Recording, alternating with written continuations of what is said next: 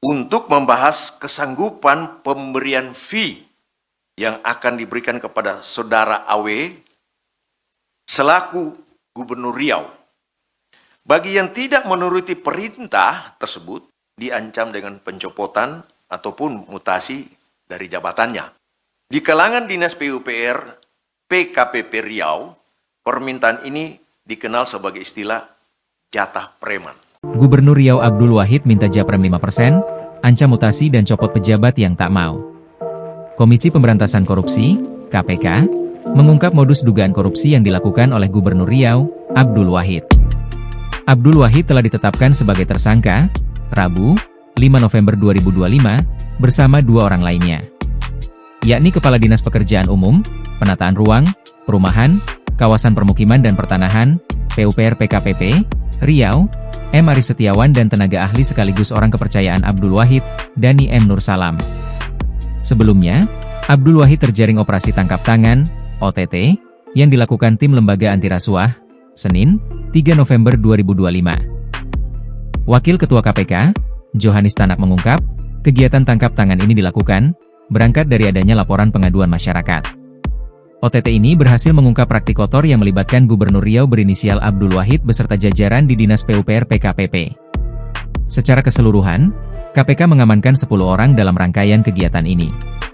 Dari modus operandi yang diungkap KPK, kasus ini terbilang terstruktur dan syarat ancaman, dikenal di kalangan internal Dinas PUPR PKPP Riau sebagai jatah preman, Japrem. Kasus ini bermula pada Mei 2025, ketika terjadi pertemuan antara Ferry Yunanda selaku Sekretaris Dinas PUPR PKPP, dengan 6 kepala UPT wilayah untuk membahas pungutan fee dari penambahan anggaran UPT jalan dan jembatan yang melonjak drastis, dari 71,6 miliar rupiah menjadi 177,4 miliar rupiah.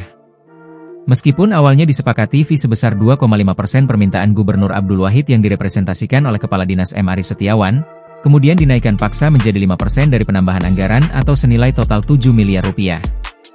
Bagi pejabat yang menolak menuruti perintah ini, ancaman pencopotan atau mutasi jabatan siap menanti. Kesepakatan fee 5% ini kemudian dilaporkan kepada Kepala Dinas PUPR PKPP Riau dengan menggunakan bahasa kode 7 batang, kata Johanis saat ekspos kasus, Rabu, 5 November 2025. Lanjut dia, sejak kesepakatan itu, setidaknya terjadi 3 kali setoran fee antara Juni hingga November 2025, dengan total uang yang diserahkan mencapai 4,05 miliar rupiah. Pada setoran pertama di Juni 2025, Ferry Yunanda mengumpulkan 1,6 miliar rupiah, di mana 1 miliar rupiah dialirkan ke Gubernur Abdul Wahid melalui perantara Dani M. Nur Salam, tenaga ahli gubernur.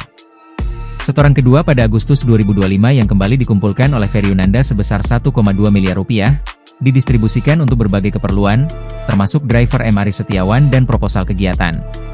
Puncak dari praktik ini terjadi pada setoran ketiga di November 2025, di mana total 1,25 miliar rupiah terkumpul dan sebagiannya, yaitu diduga sebesar 800 juta rupiah, diberikan langsung kepada Gubernur Abdul Wahid. Momen penyerahan ketiga inilah yang menjadi waktu pelaksanaan OTT oleh tim KPK. Dalam kegiatan OTT tersebut, KPK awalnya mengamankan M. Ari Setiawan, Ferry Yunanda, dan 5 kepala UPT di Riau.